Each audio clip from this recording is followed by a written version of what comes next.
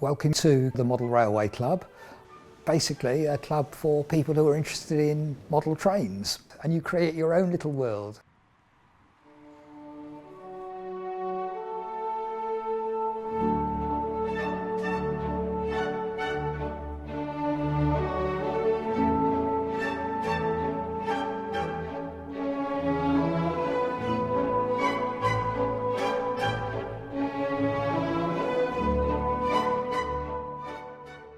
We've been in existence since 1910. We're the world's oldest model railway club, as recognised by Guinness World Records.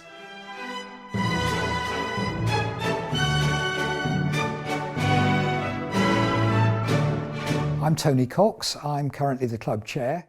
The maternity hospital I was born in was actually quite close to a railway line. And a few hours old, my mother said, a steam train went by and its whistle blew, and apparently I flinched or moved or something like that. I was very keen on trains as a youngster and a teenager. Then you get to 18, in my case university, beer, girls. So the hobby took a bit of a back seat for a number of years, although it never went away.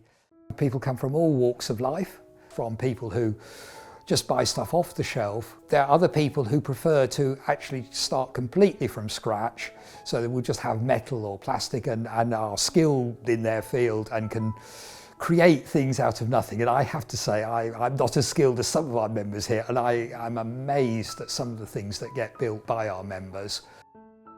For me, membership of the club is a way to actually dedicate a bit of my time out of work to just something quiet and creative with no strings attached. In this room we have our famous Copenhagen Fields layout, which covers the line just north of King's Cross. This layout has been under construction for 35-40 years now, and it's not quite finished, although it's getting there. The people who put that together will be putting an awful lot of time into it, and over that time they will have to get along. Frequently they don't get along quite as well as they might, and that leads to all kinds of little traumas here and there. But behind that there's a great amount of depth in those little teams. Somewhere between engineering and craft or art or whatever you want to call it. And then of course there's a component of research. Losing yourself in history books and old catalogues and stuff like that and comparing notes. I mean, I can't think of a better way to make the world go away.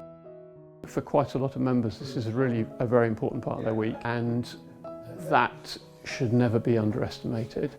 Talking to people keeps the brain going, and we've got some relatively crumbly types that, you know, that's probably very, very important to them.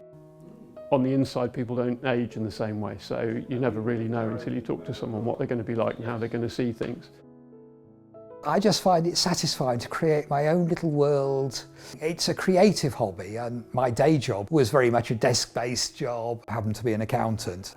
Other people like painting and so on, but here I can build a building, which is creating something. It's doing something with my hands in a way that, you know, sort of my day job wasn't.